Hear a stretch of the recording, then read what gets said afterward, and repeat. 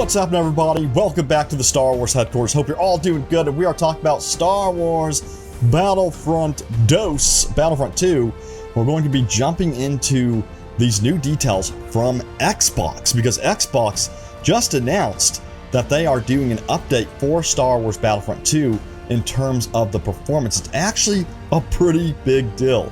We're going to jump into that right now and take a look at this tweet that was posted by Xbox. They said, "From Titans and zombies to soldiers and plants, every frame counts. FPS boost is coming to some of your favorite EA games." And then they post an image, and you guessed it, Star Wars Battlefront 2 is in there, which is really cool. Now, if we jump over to the actual website here and take a look at what they had to say about this performance boost for Battlefront 2 on the next-gen Xbox consoles, this is what they had to say. So it says, "Back in February 2021, we shared via Xbox Wire the backward compatibility team developed FPS Boost, a feature employing a variety of new methods for nearly doubling the original frame rate on select titles. Higher, steadier frame rates make games visually smoother, resulting in more immersive gameplay. We partnered closely with developers to enhance the experience while maintaining the game's original intent.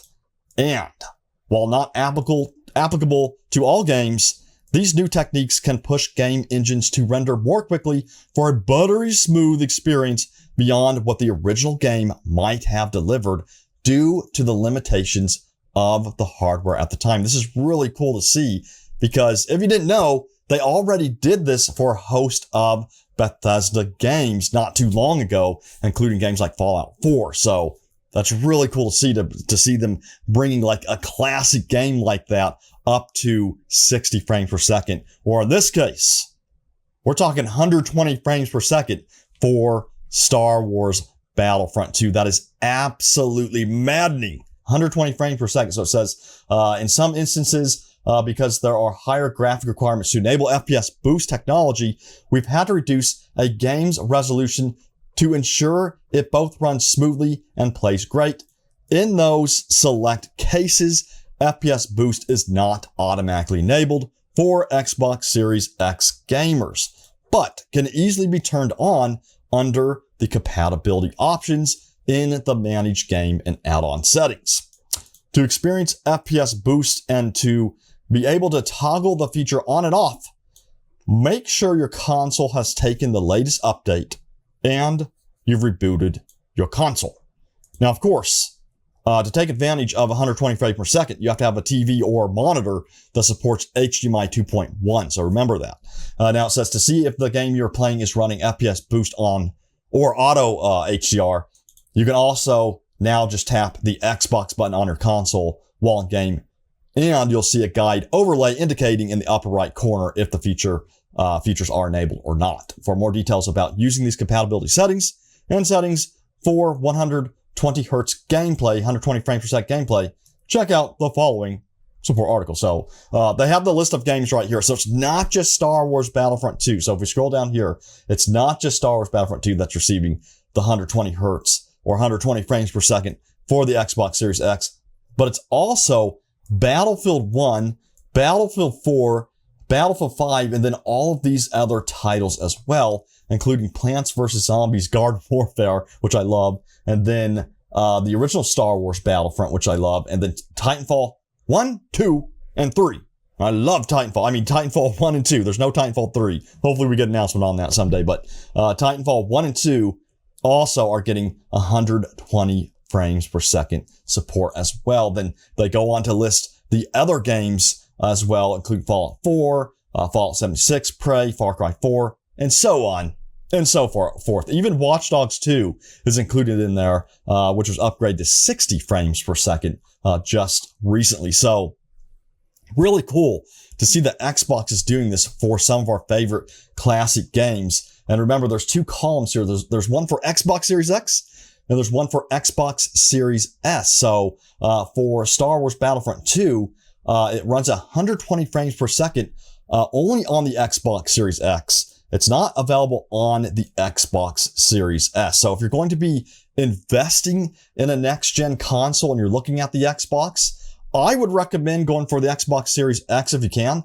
but still the Xbox Series S is quite powerful for the money, because the Xbox Series S, what you get for $300 is actually pretty crazy, but I'd recommend if you can, try to go for the Xbox Series X, because you're going to get more stuff with it, as you can see here. So what do you all think about this? Let me know. And if you haven't really experienced 120 frames per second before, it makes a huge difference in the response rate when gaming, especially multiplayer gaming. The first time I experienced 120 frames per second was actually on the PC when I played, I think it was Star Wars Battlefront 2 at an event. And I could not believe the response time difference with 120 frames per second. It was actually quite impressive.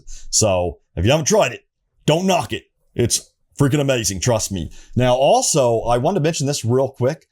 Speaking of Battlefield being on that list. So again, Battlefield is on that list for the 120 frames per second goodness. If we take a look at the Twitter account for Battlefield, they posted this recently. It says, "Get ready for a reveal soon." Wink face. So Battlefield is going to be getting a reveal very soon.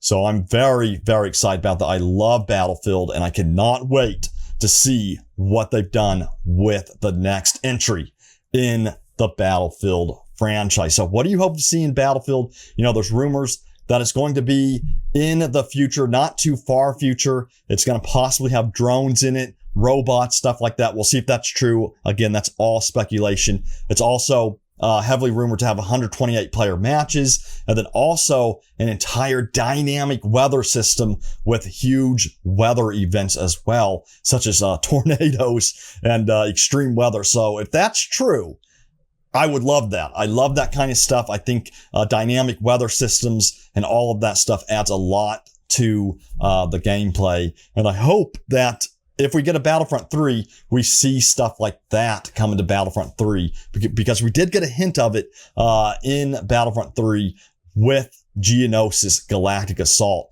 If you remember, which I'm sure you do, because I'm sure you still play it, but with Geonosis Galactic Assault, there was a moment in there where that big ship falls over, and then of course there's a huge dust cloud that consumes the entire map. And I love that kind of stuff, because it just adds that dynamic feel to the map, adds variety to the gameplay, and variety is the spice of life. So that's going to do it for the video. Hope you all enjoyed it. If you did, hit that like button, and then leave a comment down below. Let me know what you thought about the update that's coming up for the Xbox Series X. They haven't really announced a release date yet for it, but I'm assuming it's coming very soon. But that's going to do it for the video. I will see you all later. Take care, everyone, and may the Force be with you always.